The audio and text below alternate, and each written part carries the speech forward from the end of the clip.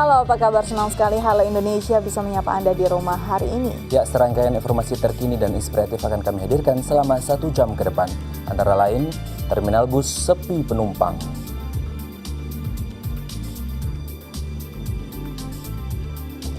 Ada pula Women International Club berikan beasiswa.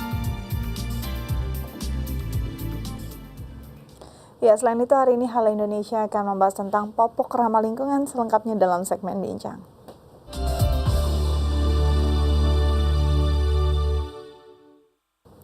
Untuk memberikan kenyamanan dan keamanan bagi penumpang, sekaligus untuk menciptakan ketertiban di sekitar terminal kota, pemerintah DKI Jakarta telah merevitalisasi terminal tersebut. Meski telah dilengkapi dengan berbagai fasilitas yang memadai, namun masih jarang penumpang yang memanfaatkan terminal ini dan kendaraan umum yang masuk ke terminal. Cat putih khas bangunan klasik akan menyapa mata ketika Anda melewati terminal Jakarta Kota. Belum lagi, gaya arsitektur yang mirip bangunan kolonial menambah daya tarik terminal yang terletak di bilangan kota tua Jakarta ini. Bangunan yang diresmikan 12 Februari tahun lalu memang sengaja didesain seperti ini. Tujuannya agar menarik minat masyarakat untuk naik angkutan umum di terminal. Memang waktu itu saya pernah dengar, jadi biar orang yang dari luar Jakarta nanti kalau lihat bangunan seperti itu, oh ini terminal berarti kan spesial kan, kayaknya bangunannya model kayak stasiun Jakarta Kota kolonial. Meski menarik, namun terminal ini terlihat tidak terpakai. Hanya ada beberapa angkutan yang terparkir, tidak tampak kegiatan naik turun penumpang di sini. Angkutan umum pun hanya masuk terminal dari jam 7 hingga jam 9 pagi, sedangkan selebihnya angkutan umum bebas lalu lalang di luar terminal. Hal ini sangat disayangkan, mengingat fungsi terminal sebagai tempat naik turun penumpang dan perpindahan antar moda. Akibatnya, banyak angkutan umum yang menggunakan jalan umum sebagai tempat pemberhentian. Tidak maksimalnya penggunaan terminal Jakarta Kota salah satunya disebabkan oleh faktor infrastruktur terminal, seperti yang diungkapkan Rahman. Sebab kalau masuk, itu tanjakannya kalau kita muatan penuh gujlak. Jadi kalau muatan kita penuh bisa nyangkut belakangnya. Senada dengan Rahman, Kepala Terminal Jakarta Kota pun mengakui bahwa ada salah perencanaan dalam pembuatan Terminal Jakarta Kota. Kesalahan ini pernah membuat bus APTB tersangkut ketika akan masuk ke dalam terminal. Terus yang bis besar itu APTB sama Mayasari. Cuman karena gimana ya? Atau nggak tahu yang salah atau yang perencananya siapa, nggak bisa lihat sini, nggak bisa masuk jalur, jadi dia cuma di Jalan Kopi muter arah Jalan Kunir, dia ke kota lagi. Ya karena nggak mau susah, dia manuvernya susah, masuknya pas-pasan doang. Perencanaan dalam pembangunan fasilitas umum seperti terminal sangat penting, agar nantinya fasilitas tersebut dapat berfungsi secara maksimal. Yeremia Tera, Irwan Fauzi, The ITV. Ya, berbagai alasan muncul terkait tidak digunakannya terminal Jakarta Kota. Namun koordinasi yang apik dari pemerintah, pengemudi serta pengguna angkutan umum mutlak dilakukan untuk mewujudkan kota Jakarta yang nyaman. Pengelola terminal pun memiliki strategi agar para pengemudi dan penumpang disiplin kembali menggunakan terminal yang telah direvitalisasi tersebut.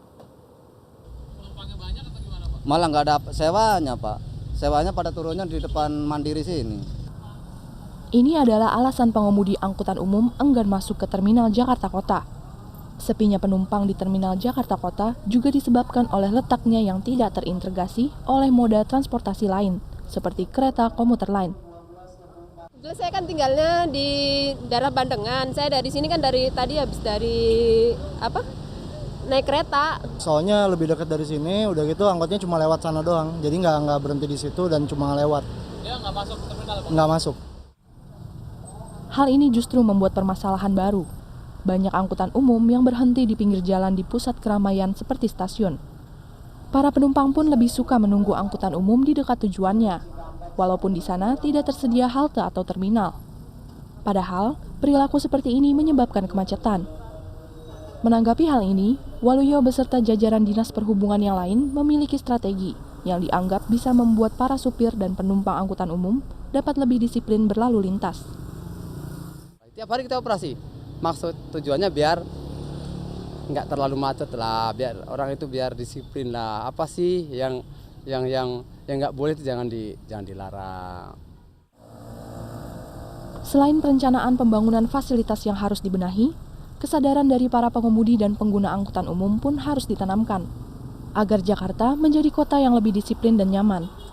Yeremia Tera, Irwan Fauzi, DAI TV. Masih mengenai transportasi, ibu kota memiliki beragam kendaraan umum yang tersedia bagi masyarakatnya. Namun sayangnya masih ada kendaraan umum yang tidak layak yang tidak layak untuk warga. Ya, bagaimana tanggapan pengamat transportasi mengenai masih adanya kendaraan umum yang tidak layak beroperasi? Berikut liputannya. Transportasi adalah bagian penting penunjang berbagai kegiatan warga di ibu kota Jakarta. Untuk itu, beragam kendaraan umum dapat ditemui di sini. Sebut saja seperti Transjakarta, komuter lain, dan bus kota. Berbeda dengan Transjakarta dan komuter lain yang relatif sudah layak, bus kota seperti Metro Mini atau Kopaja masih jauh dari kelayakan karena pelayanannya dan fasilitasnya. Azas Tigor Nainggolan selaku pengamat transportasi mengatakan, pemerintah seharusnya dapat menindaklanjuti hal ini secara cepat agar masyarakat dapat merasakan kenyamanan saat menggunakan transportasi umum, khususnya bus kota. Penyebab utamanya sebetulnya adalah salah urus ya angkutan umum di Jakarta ini, sehingga ya jatuh korban. Ya, kalau kita bicara layanan angkutan umum di Jakarta memang belum aman, ya belum aman, belum nyaman gitu, belum akses ya. Padahal di Undang-Undang Nomor 22 Tahun 2009 dikatakan bahwasanya pemerintah punya kewajiban menyediakan angkutan umum yang aman, nyaman, dan akses. Itu kewajiban tanggung jawabnya pemerintah. Seperti yang terlihat di Terminal Blok M Jakarta Selatan. Di sini ditemukan banyak Metro Mini yang tak layak namun masih beroperasi. Seperti kaca yang sudah pecah, kursi yang sudah robek, ban yang sudah tak layak pakai, serta asap hitam yang menyebabkan polusi udara. Selain itu, pengemudi yang tak taat peraturan juga terlihat, seperti ugal-ugalan dalam mengendarai bus. Pertama yang harus diperbaiki adalah kontrol, pengawasan, agar angkutan umum itu ya kontrol pemerintah yang baik, agar angkutan umumnya aman, nyaman, akses. Itu yang pertama yang harus diperbaiki. Yang kedua adalah revitalisasi angkutan umum di Jakarta. Ini kan angkutan umum kita ini kan perorangan semua. Ya, nggak cuma Metro Mini, Mikrolet, ya. Ini harusnya diambil alih oleh pemerintah, diperbaiki manajemen. Bukan cuma diganti mobil jadi mobil bagus, yang baru, bukan, tapi manajemen pengelolaan juga harus baru, sehingga pemerintah bisa mengawasinya lebih mudah. Santi, salah satu pengguna Metro Mini juga mengeluhkan ketidaklayakan bus kota. Kurang layak sih, soalnya asapnya yang mengganggu untuk saluran pernafasan, juga supirnya suka ugal-ugalan, suka nggak mematuhi peraturan itu, jalanan kan suka naik ke jalur khusus, busway, terus juga kadang ada pengamen yang kurang ajar deh, dia itu meminta itunya tuh kayak maksa. Pemerintah sudah waktunya lebih memperhatikan kelayakan transportasi umum, khususnya bus kota, baik dari segi pelayanan dan fasilitas, sehingga penumpang dapat merasakan kenyamanan dan keamanan saat menggunakannya. Indri Larasati, Steven Subroto, DAI TV. Bus tak layak pakai masih banyak beroperasi di daerah-daerah Jakarta, walaupun beberapa kali tarif kendaraan umum bus kota dinaikkan, yang seharusnya juga berdampak pada kualitas kendaraan umum. Ya, bagaimana tanggapan masyarakat mengenai kelayakan bus kota di Jakarta? Berikut liputan selengkapnya.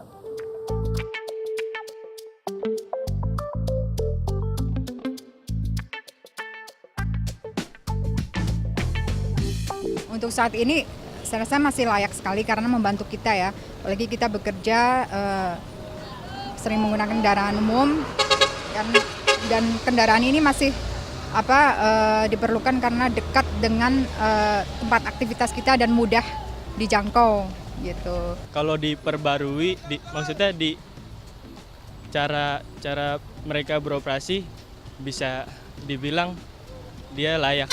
Tapi kalau mereka mengetem terlalu lama di beberapa tempat, mungkin bisa dikatakan tidak layak.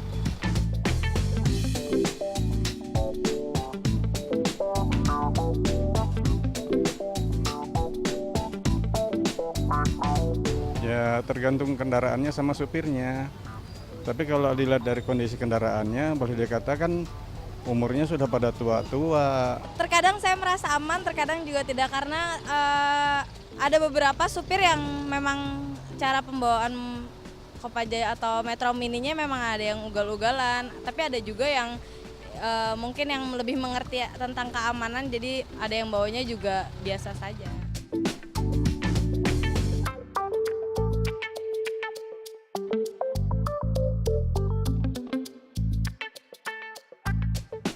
Metro Mini masih digunakan lah, masih layak ya. Yang penting diatur aja, terus kendaraannya diperbaharui dan kalau bisa harganya juga jangan yang masih bisa dijangkau lah. Harapannya dipertegas lagi peraturan-peraturan tentang kenyamanan bagi pengguna bus. Kemudian ya tata cara mereka beroperasi.